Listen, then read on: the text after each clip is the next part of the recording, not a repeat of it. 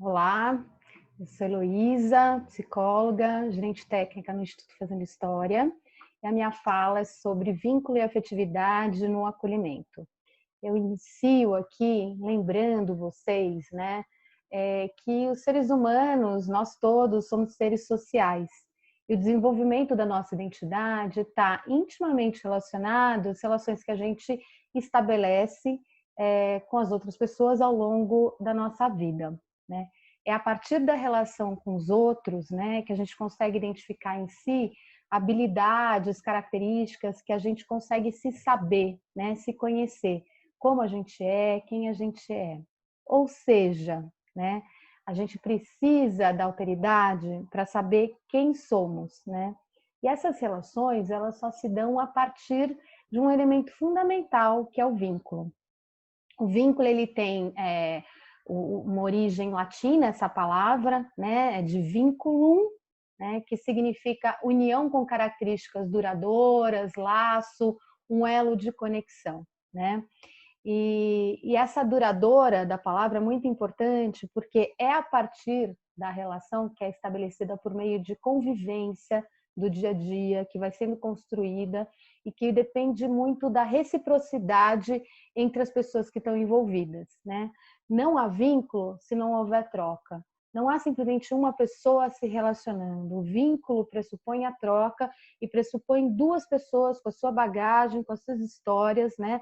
Podendo conviver e se deixando afetar uma pela outra. O que implica também, de alguma maneira, nas pessoas poderem ir mudando, né? E se alterando aí a partir dessa convivência.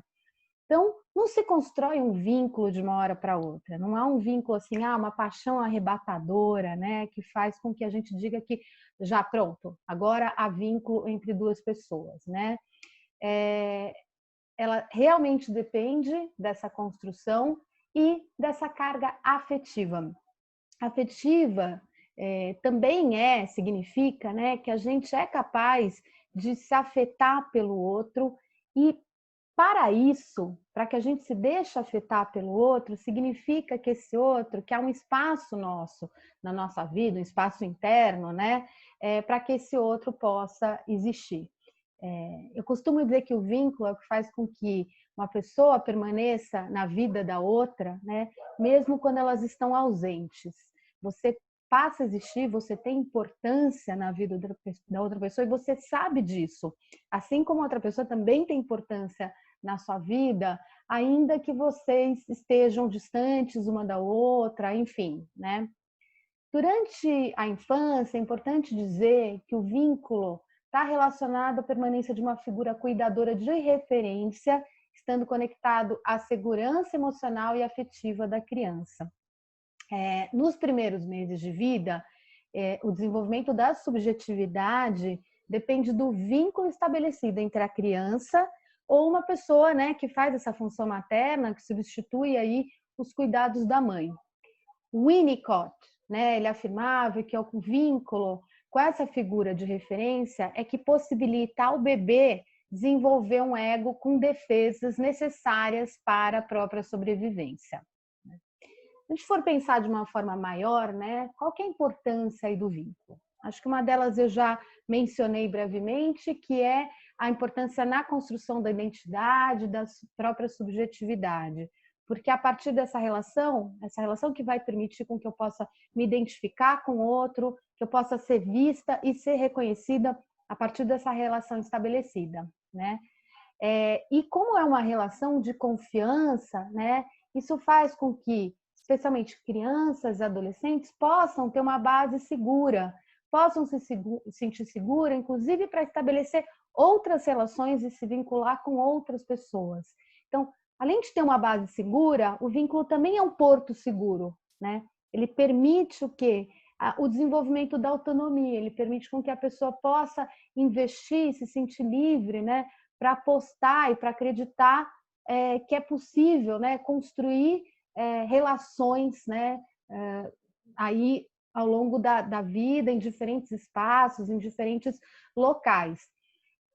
E aí o vínculo é fundamental para a nossa própria história de vida, porque ao longo da vida a gente vai estabelecendo relações super importantes com diferentes pessoas, tio, tia, avô, professor da escola, o educador do serviço de acolhimento, tudo isso vai dando uma base super importante para que a criança, o adolescente possa, né, ter um senso de pertencimento, possa possuir diferentes referências aí ao longo do desenvolvimento. Acho importante trazer esse aspecto porque o Instituto Fazendo História, a gente tem aí um programa chamado Contato também, né? O Contato é um programa é uma rede de psicólogos, psicanalistas, supervisores, né, que atendem crianças e adolescentes de serviço de acolhimento, que estão em serviço de acolhimento. Agora, recentemente, na semana passada, a gente lançou um livro, né, um livro clínico do Contato, e uma supervisora no lançamento estava justamente comentando que uma menina que era atendida, né, por uma terapeuta que ela acompanhava, essa menina sentia que ela tinha duas mães, né? Ela tinha a mãe biológica, que continuava com ela, que tinha sido super importante para prover aí os cuidados necessários para ela se desenvolver até chegar no serviço de acolhimento, ainda que não tenha conseguido cuidar e permanecer aí na vida dela por outras questões. E essa menina acabou sendo adotada. E para essa menina, ela tinha duas mães, né? E isso é importante porque às vezes as pessoas ficam um pouco confusas. Elas falam, não, mas como assim duas mães? Né? Sim, há uma mãe biológica e há uma mãe que agora vai ser aquela mãe para a vida, a mãe que ela chama de mãe, né? Mas isso é possível, né? O vínculo, ele não pressupõe uma única relação em que você se vincula. Você possui múltiplas relações, né? E isso vai dando uma base super importante para a pessoa se sentir segura aí para continuar, né, no seu desenvolvimento. Queria, então, deixar um pouco o vínculo nesse momento para entrar no acolhimento e depois fazer a conexão entre vínculo e acolhimento e a importância do vínculo e da afetividade no acolhimento, né? Cada criança e adolescente acolhido possui uma história única, uma trajetória de vida singular e é muito importante, né, que a gente se aproprie dessa história, que quem está acompanhando saiba e conheça, né, a história da criança e do adolescente, sendo que as razões do acolhimento podem ser muito diferentes, né? No entanto, quando essas crianças chegam no serviço, geralmente elas estão passando por um momento de adaptação a um universo completamente desconhecido, em que tem novas regras, tem a interação com novas crianças, adolescentes, famílias. Se for uma família acolhedora que está acolhendo, é uma família que também ela precisa conhecer, talvez os filhos, né? Quem convive ali com essa família. Então, é uma familiarização e precisa haver uma familiarização com um ambiente completamente novo, né?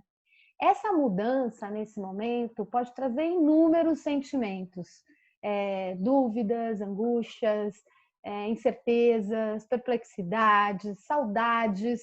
Eu lembro de eu fazia formação, né, para técnicos e educadores de serviço de acolhimento. Um dia eu cheguei, estava entrando no serviço de acolhimento e tinham duas adolescentes brigando, né? E uma delas, num dado momento, se virou para outra e falou assim: olha aqui, minha mãe é fundamental na minha vida, entendeu? Ela pode ser o que ela for, ela pode estar na Cracolândia agora, mas ela é muito importante para mim. Ela não falou talvez exatamente com essas palavras que eu estou falando, mas queria dizer exatamente isso. Então, saudades desta mãe, né? Saudades desse ambiente que às vezes sim, isso varia muito também. Alguns sentem alívio, inclusive, né, de terem saído de ambientes muitas vezes violentos e tudo mais, mas outros não, né? Então, há uma série de sentimentos, inclusive muita ambivalência por parte dessas crianças e adolescentes.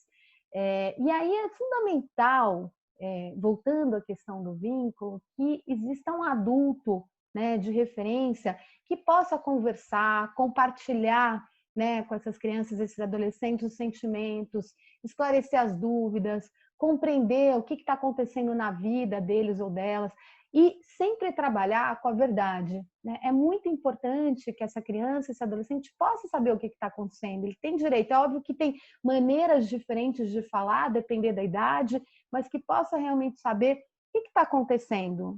Muitas vezes os serviços, ainda hoje, né, o mesmo conselho tutelar, em alguns momentos, preferem, optam, né, por não dizer a verdade, com medo de machucar a criança, mas a criança precisa elaborar, né, essa perda, esse luto. E ela só vai elaborar na medida em que ela pode entrar em contato, né, com os afetos, com tudo que está acontecendo aí na vida dele ou dela. Então, os gestores, os técnicos, os educadores, as famílias acolhedoras, que são as pessoas que podem estar próximas, né, estabelecendo uma relação. É fundamental que essas pessoas conheçam muito bem a história de vida, né, e possam realmente, né, estabelecer uma troca aí afetiva com essas crianças e adolescentes. E eu estava me referindo ao momento de chegada, mas não só, mas ao momento de chegada, né, para que elas possam se adaptar aí ao acolhimento. Então, chegadas e partidas são fundamentais, e o vínculo também, a gente cuida desse vínculo na medida em que a gente faz uma boa elaboração, uma boa passagem entre as chegadas e as partidas, né? Quais são alguns desafios? Eu vou mencionar agora, pensando tanto na concepção de vínculo quanto no serviço de acolhimento, que desafios que a gente tem e que desafio que os profissionais, famílias acolhedoras enfrentam para o estabelecimento, né, do vínculo e da relação com essas crianças e com esses adolescentes, né? Muitas vezes as equipes, né, têm a dificuldade de reconhecer o luto, um determinado comportamento da criança. Por que tá agressivo? Por que tá jogando tudo no chão e tá, enfim, chorando muito? Então, muitas vezes as equipes têm uma dificuldade, né, em reconhecer esse luto, em ajudar essas crianças a lidar, né? Ou seja, o que algumas emoções, comportamentos podem estar querendo dizer daquela menina e daquele menino, né? Eu vou mencionar aqui o caso do Bruno, né? A gente tem um serviço de acolhimento familiar no Instituto Fazendo História. O Bruno, ele tem 5 anos, tinha 5 anos, ele não está mais no serviço, mas quando ele chegou ele tinha 5 anos, e ele tinha vindo de um SAICA, do acolhimento institucional, né? Com a suspeita de que 5 adolescentes tinham abusado sexualmente dele. Ele foi para o acolhimento institucional, ele foi para um abrigo institucional, porque ele tinha sido abusado sexualmente pelo padrasto dele. Então, veja, um menino com situações de violência graves, né, que estava muito machucado, em profundo sofrimento. No serviço de acolhimento institucional, esse menino era tido como um menino agressivo, que provocava as outras crianças para brigar. Chegou a haver uma situação em que parece que teve uma situação no banho, né? Em que o educador estava obrigando ele a tomar banho, ele não queria tomar banho, enfim. E no final o educador chegou, inclusive, a jogar esse menino no chão, e ele bateu, né, com a cabeça no chão. Esse educador foi desligado, mas de toda forma, a impressão que dava é que havia uma dificuldade, né, desses profissionais em lidar com essa história, que era uma história tão difícil. E aí ele chega no acolhimento familiar do Instituto, no meio da pandemia agora, em junho, né? Então, quando ele chega, foi muito desafiador, porque era um menino que chorava o tempo todo, né? Ele trazia muitos desafios para o casal, um casal que é a família acolhedora, né? Ele chegou a bater no homem dessa família, né? Jogar muitas coisas no chão, quebrar os objetos da casa, verbalizou em algumas circunstâncias, né, que ele era um menino mau e que ninguém gostaria dele, que ele também não merecia existir. Enfim, claramente era um menino sofrendo muito, que precisava ser acolhido e precisava ser assegurado, né, de que ali ele estava num ambiente seguro, que ele podia confiar naquela família, né? E foi exatamente isso que a gente fez e que a gente foi bastante consistente, tanto no acompanhamento da família, quanto, claro, a gente também inseriu o Bruno numa psicoterapia, pôde ser acompanhado mais de perto, mas dali, né, toda vez que ele tinha algum gesto um pouco mais abrupto ou um comportamento de destruir, colocar coisa no chão. A família assegurava para ele, olha, o que está acontecendo, né? Aqui é um ambiente, você está protegido, está tudo bem, né? Você pode confiar na gente. E ele era um menino que era avesso a carinho, não podia chegar perto dele, encostar a mão nele, né? Ele não queria ser encostado, assim. E foi muito bonito o processo dele, porque ao longo do tempo, né, a partir de uma relação estabelecida, do vínculo estabelecido com essa família, o Bruno passou a ficar mais relaxado, né, a sentir que de fato não ia acontecer nada com ele naquele espaço, com aquelas pessoas. E aí ele, inclusive, começou a aceitar carinho, começou a dizer que estava contente, começou a sorrir. Ele era um menino que não sorria, né? Então, tudo isso pôde acontecer. E aí, a gente faz um trabalho muito intenso e a gente acredita realmente, né, naquilo que a política da assistência fala, em primeiro momento, a gente buscar o contato com a família de origem da criança, com a família extensa, e a possibilidade desses meninos e meninas voltarem, ou então irem para a família de origem. E aí a gente identificou que tinha uma avó que há muito tempo estava querendo ficar com o Bruno, que estava atrás dele, que não estava sendo ouvida, né, nos diferentes lugares em que ela procurou. E a gente foi apostando muito nessa avó, que tinha realmente muita potência, e hoje o Bruno está com essa avó, né? Voltou para casa, está sendo cuidado por essa avó. A avó agora tem a guarda dele. Agora, a questão maior nessa história é ver como foi fundamental esse momento de transição em que a família pôde olhar para ele, em que tinha um vínculo ali, né, estabelecido, e pôde se estabelecer com o tempo, com consistência, compreendendo, né, o sofrimento desse menino, para depois poder fazer a transição e ele retornar aí, enfim, para o seu desenvolvimento junto da sua família, né? Eu estou dando o exemplo disso para mostrar o quanto o vínculo é importante de fato e quanto é importante que educadores, equipes técnicas, famílias acolhedoras possam, né, se vincular às crianças e adolescentes, que eles estão ali no contato cotidiano. E o que geralmente, muitas vezes acontece é o receio, né, desses profissionais de que as crianças e adolescentes no momento de saída possam sofrer muito, possa ser um trauma, né, o fato deles terem uma relação importante ali no serviço, que eles possam ficar traumatizados e tal. E o que a gente entende é muito pelo contrário, né? Se há possibilidade de estabelecimento do vínculo, ele pode ser muito reparador, como foi, por exemplo, no caso do Bruno, né? Então, o importante é que se cuide muito bem das transições, desse momento de partida, para que não seja abrupto, para que a criança ou adolescente possa saber, olha, né, você vai para casa da sua vovó, eu vou sentir tua falta, quando é criança, claro, né, pequenininho, que a gente pode ir contando desse jeito, o adolescente a gente fala de outras maneiras, mas também é importante falar, também é importante assegurar, né, para o adolescente. Então, esse é um medo, esse é um receio que a gente realmente acha importante desmistificar, né, desconstruir aí, para que de fato essas crianças possam se sentir seguras, né, durante o acolhimento. Há também um outro desafio, que é a intensidade, quando a gente fala dos abrigos institucionais e das casas-lares, ou seja, do acolhimento institucional, né, da quantidade, da demanda que se tem, das crianças e adolescentes que, enfim, tem um bebê chorando, tem um adolescente que precisa fazer a lição de casa, tem um menino ou menina que precisam sair para um atendimento médico. Isso realmente acaba sendo um dificultador para a individualização aí do atendimento e para a aproximação dos adultos, né, com essas crianças, com esses adolescentes. Além disso, costuma haver, de fato, uma alta rotatividade dos profissionais que atuam, né, nesses locais, o que também prejudica o vínculo. Quando eu trabalhei num serviço de acolhimento, eu lembro muito de uma menina que ela era super desafiadora, ela estava todo o tempo testando, né, se de fato ela podia confiar na gente e tudo mais. E eu fui me aproximando dela, era uma menina, enfim, dessas meninas que a gente vai se aproximando e se vinculando, né? Até que uma hora ela conseguiu verbalizar: por que eu vou gostar de você e por que eu vou confiar em você se você é mais uma que vai embora, né? Assim, desse jeito. E eles são capazes de dizer isso pra gente, né? E a gente é capaz de dizer que a gente está lá naquele momento e que mesmo que a gente vá embora.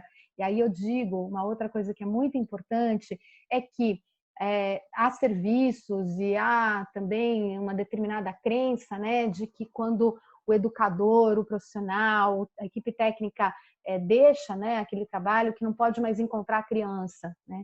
E não, em tese, seria muito interessante, é muito importante que esses profissionais possam retornar ao centro de acolhimento se a criança ainda estiver lá e promover um encontro, ou mesmo ligar de vez em quando. Eu lembro que nesse caso dessa menina, quando eu saí do serviço de acolhimento, eu saí efetivamente, depois de um tempo. Ela era uma menina que ia ficar até possivelmente a maioridade. Eu ligava para ela de tempos em tempos, né, para saber como é que ela estava, para poder escutá-la um pouco mais, para contar um pouco também da minha vida, enfim, para mostrar que ela era importante, né? E também quando o adolescente, né, ele depois dos 18 anos, tem alguns serviços que não permitem que ele retorne, o que também é muito complicado, porque imagina, ele passou a vida, ele ou ela, né, naquele espaço. Foi super importante as relações que ele estabeleceu lá e de repente ele não pode mais voltar, né? Não faz sentido isso. Do ponto de vista do vínculo, da afetividade, do desenvolvimento, isso não tem sentido, né? Acho que também um aspecto que ainda predomina no serviço de acolhimento, apesar de todos os avanços, né, do ECA, orientações técnicas, Plano Nacional de Convivência Familiar e Comunitária, mas que ainda está presente é uma certa lógica de controle que vem das instituições totais, daqueles grandes orfanatos. Isso ainda predomina, né? Ainda se pensa, e claro que isso varia de local para local, mas ainda se espera que a criança e o adolescente possam se comportar supostamente bem para a instituição, possam se moldar para as expectativas da instituição. E nesse ponto de vista, acaba não tendo, muitas vezes, um olhar mais individualizado, né, para essas crianças, para esses adolescentes, para as necessidades que cada uma apresenta, né? Eu acho que pensando aí nos desafios, é diferente quando a gente pensa no estabelecimento de um vínculo entre, quando a gente pensa numa criança, né, que tem determinado tempo, né, e um adolescente. Por isso eu queria trazer agora, para além desses desafios maiores que eu já falei anteriormente, pensar um pouco nas adolescências, né, e quais são os possíveis entraves, questões que surgem no dia a dia, no cotidiano aí dos serviços, né? Acho que um aspecto é a própria adolescência, né? Ela tem a ver com muitas experimentações. Claro que existem adolescências, as adolescências são atravessadas por questões de gênero, sexualidade, raça, cor, né? Territórios, enfim, classe. Então, tem muitos aspectos que vão moldando e incidindo nas adolescências de diferentes maneiras.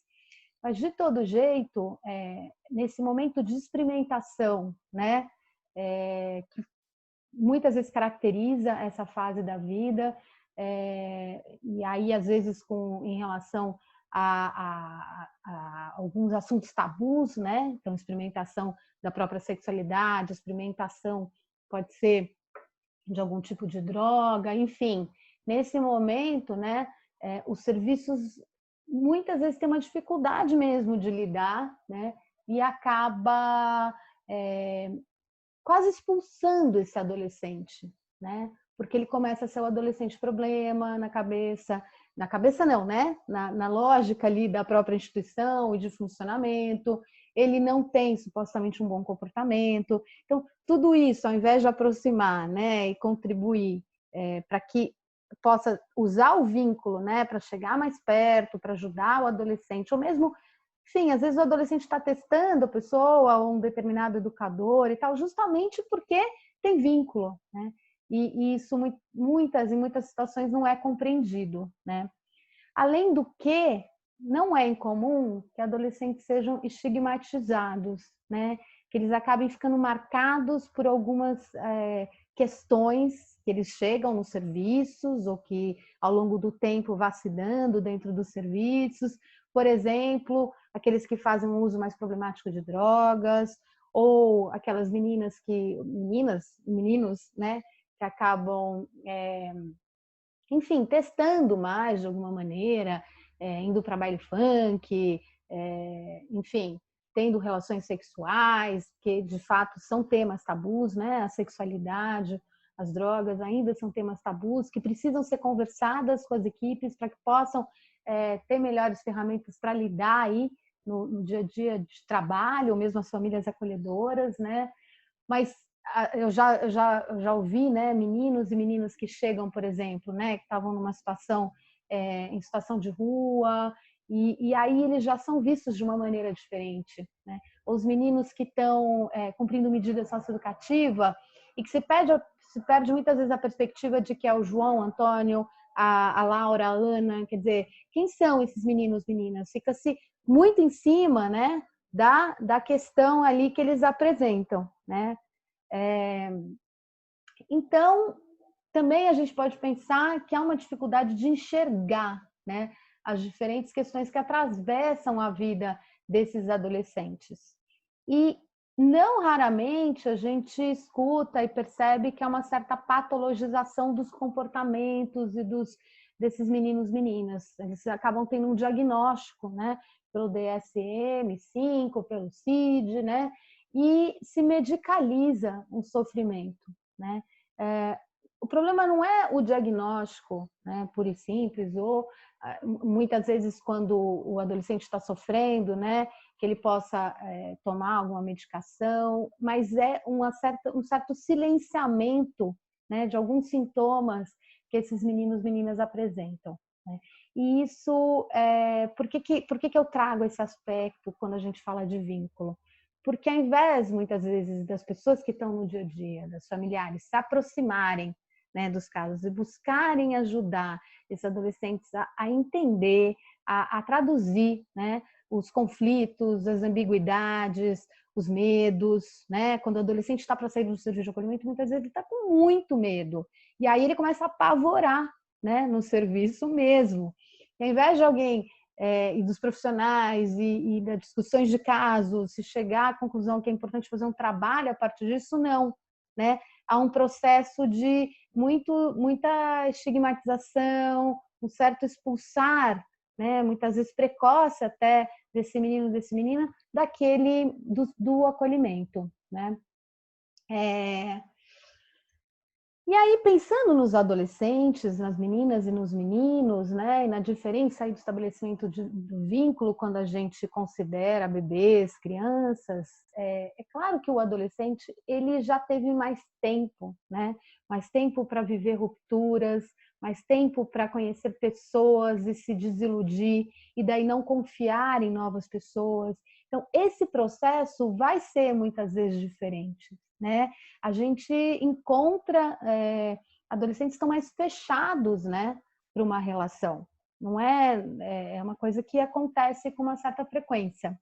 Até durante bastante tempo eu atuei com as medidas socioeducativas, meninos que estavam envolvidos aí no tráfico de drogas. E aqui em São Paulo, eu não sei se isso também no resto do Brasil, mas eles têm uma expressão que é: eu tô com a mente blindada, né? Eles me falavam assim: olha, eu tô blindado. E o blindado nada mais é, né, que alguém que está blindado, alguém que está fechado, né? Não se relaciona e não quer se relacionar. Então, aí é importante pensar em estratégias específicas para saber como é que a gente fura, né, essa coisa blindada, essa coisa dura, né, que é justamente para não se machucar, para não se deixar envolver, para não se deixar afetar, né, pelo outro, porque isso de alguma maneira pode trazer para eles uma sensação de enfraquecimento, né? Bom, a partir dessas considerações, desses desafios, eu queria propor algumas reflexões que eu já estou propondo, mas também algumas recomendações, né?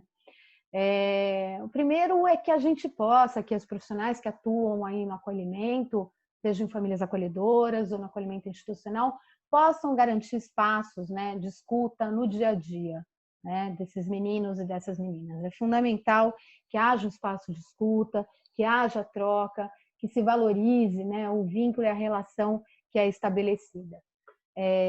Também é fundamental que a gente possa acompanhar, formar, dar espaço, né, e apoiar as referências afetivas que lidam cotidianamente com esses adolescentes e com as crianças também. Mas quando a gente pensa muitas vezes com os adolescentes e todos os desafios, né, que tem esse acolhimento.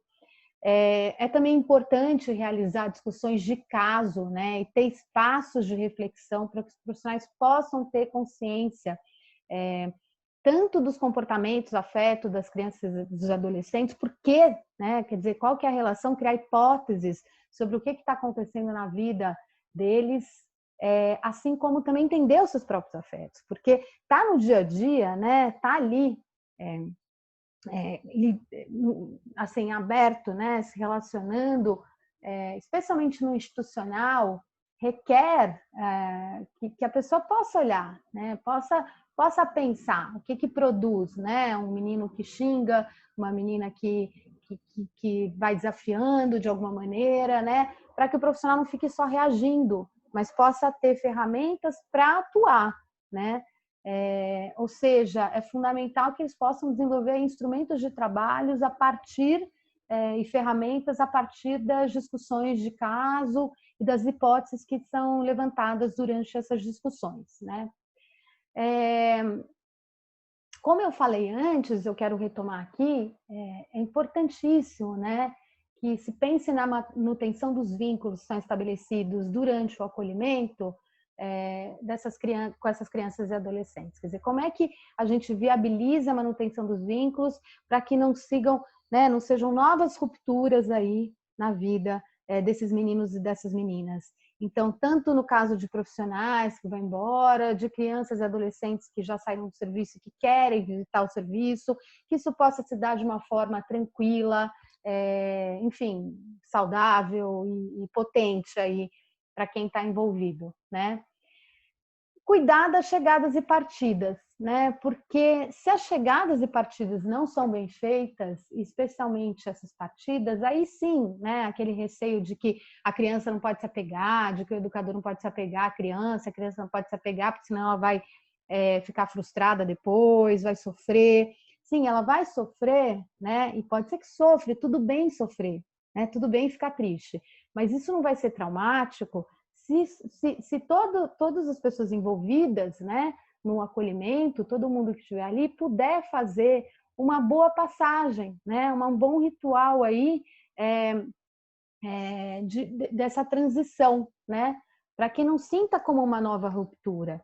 Então, se essas chegadas, se essas partidas, né, elas não são bem feitas, né, há o risco realmente desses adolescentes, especialmente, diminuírem, né, a capacidade deles de confiarem nos adultos, né, que estão ali acompanhando. Bom, eu acho que basicamente eram essas questões, essas reflexões que eu tinha para compartilhar, né, com vocês, e eu estou disponível aqui para a gente prolongar aqui, continuar essa conversa. Quero agradecer aqui ao convite e é isso.